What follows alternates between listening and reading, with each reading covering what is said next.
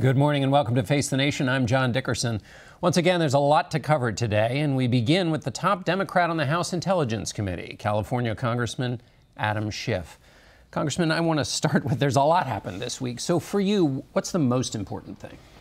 Well, the most important thing to me is that the president fired the FBI director all because of the Russia investigation. That first justification given, again, the White House misleading the country about a major action the administration was taking. But the fact that they had a private conversation in which the president, by his own admission, was discussing the future of Director Comey in that job, and the president brings up whether he's under investigation, highly unethical, at a minimum unethical. If he was trying to impede the investigation anyway, maybe beyond unethical. But deeply disturbing, again, a threat to our system of checks and balances. So you say that this was all about Russia, but there is another player in here, of course, the Deputy Attorney General in the Department of Justice. And his argument was that Director Comey's handling of the email investigation was terrible. And you were highly critical of that as well. I mean, you said you were deeply disturbed by it, that it had damaged the FBI. It was an error in judgment. So wasn't there merit to the case that the Deputy Attorney General had made in saying that Comey couldn't do his job because of his handling of the emails? There was certainly merit to the criticism that the Deputy Attorney General had about how Comey handled the Clinton investigation. And I don't think Director Comey ever adequately explained why he treated the Clinton investigation one way and the Trump investigation another. But of course, that was all pretext. That wasn't why Comey was fired. And what disturbed me most, frankly, about the Rosenstein memo, and I raised this in a conversation I had with him earlier in the week, is the fact it was addressed to the Attorney General. The Attorney General was supposed to have recused himself from anything involving Russia. And here he is recommending the firing of the top cop doing the Russia investigation in clear violation of what he, the Attorney General, had committed to doing. And now we have the Attorney General participating in the interview of new directors of the FBI, underscoring, I think, yet again, how imperative it is we have an independent counsel. You say misleading from the president. So do you think that Deputy Attorney General Rosenstein and the Attorney General Sessions are in on the misleading?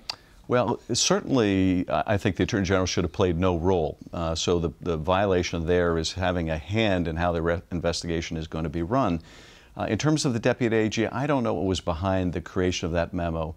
I certainly suspected, I think as many people did, it was asked to justify a decision that was being made on other grounds. Now, whether the Deputy Attorney General knew his memo was going to be used that way to misdirect the country, I don't know. But certainly, as the president made all too clear, that was all pretext. This was all about Comey and Russia. You say it's unethical for the president to have had dinner.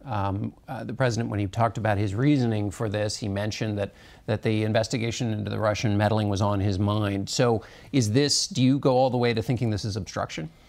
Well, the difficulty, and I look at this also as a former prosecutor, can you prove obstruction based on the president's own words when we don't know whether we can believe this president?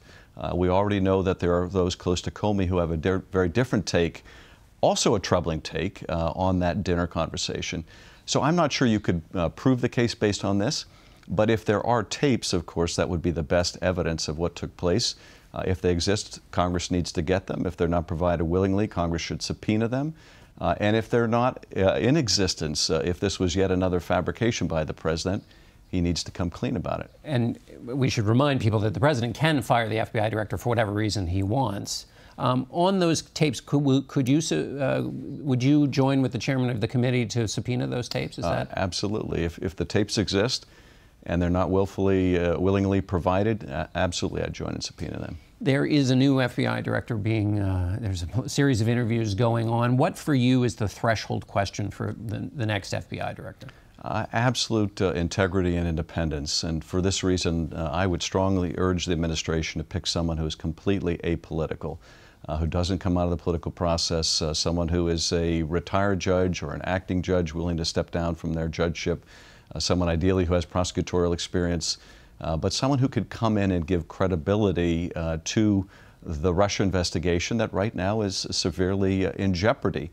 One of the, I think, heightened responsibilities we're going to have in the House Intelligence Committee is making sure that whoever comes in, this investigation by the Bureau goes on unimpeded, because The FBI has a reach that neither our committee nor the Senate committee has. They've got agents all over the globe. They have the resources to really do things that we in Congress don't, and so we need to make sure nothing impairs that work. You mentioned nobody with politics. So Mike Rogers, who's been recommended by the FBI Agents Association, former colleague of yours in the House, so you wouldn't want him to be in that post? Well, nothing against Mike Rogers or either of the other House or Senate candidates who've been mentioned. But I think the public would have the most confidence if someone who had no partisan background, was completely apolitical, was brought in to run the Bureau. Attorney General Sessions has recused himself from the investigation into Russia, but he is a part of the FBI director choice. Does that bother you at all? It does bother me, and I think it also underscores, both why we need a special prosecutor, but also if he plays any role in the interviewing of the director, he needs to absent himself from any discussion of the Russia investigation. And it's hard to imagine, how do you interview someone for a new director without talking about how they would handle and how they would restore confidence, public confidence in that investigation. All right, Congressman Schiff, thank you so much for being with us. Thanks, John.